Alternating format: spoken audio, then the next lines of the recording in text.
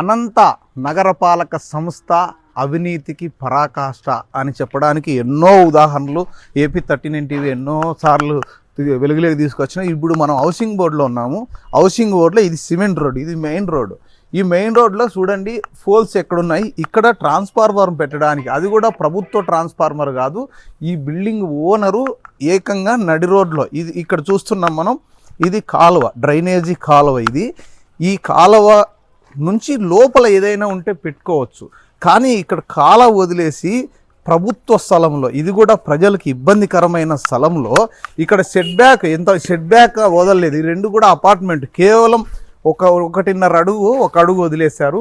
ఇది మనం కాలువ చూస్తున్నాం నడు రోడ్లు. ఇప్పుడు కారు వస్తుంది, కారు ఈ టర్నింగ్లో రేపొద్దున తిరగడానికి ఎంత ఇబ్బందిగా ఉంటుందో. ఇక్కడ పిల్లలు ఆడుకుంటుంటారు, వెహికల్స్ వస్తుంటాయి. ఇది రోడ్డు కార్నర్, ఈ కార్నర్లో ప్రమాదాలు జరిగే అవకాశం కూడా ఉంది. మరి కరెంట్ ఆఫీసు వాళ్ళు కావచ్చు, మున్సిపాలిటీ వాళ్ళు కావచ్చు, ఏ విధంగా పర్మిషన్ ఇచ్చారని చూడండి. ఇక్కడ చూస్తున్నాం 2 పెద్ద పెద్ద బిల్డింగ్లు.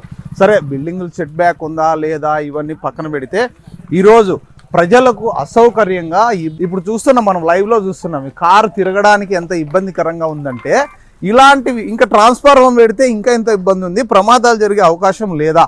ఎందుకు ప్రమాదాలు ముందుగానే పసిగట్టి అధికారులు చర్యలు తీసుకోవాల్సిన అధికారులు సైతం ఈరోజు ఈ విధంగా చేస్తే దీనికి మరి ఎవరు బాధ్యులు అనేది ఒకసారి ఆలోచించండి. నగరపాలక సంస్థ వాళ్ళు కావచ్చు, కరెంట్ ఆఫీస్ ఏఈ కావచ్చు, ఎస్సీఓ కావచ్చు, దీనిపైన ఖచ్చితంగా చర్యలు తీసుకోవాలని ఏపీ 39 టీవీ డిమాండ్ చేస్తుంది. ప్రజలకు ఇబ్బందికరంగా ఎక్కడ ఉన్నా కూడా ఖచ్చితంగా 39 టీవీ స్పందిస్తుంది అని తెలియజేస్తున్నాం.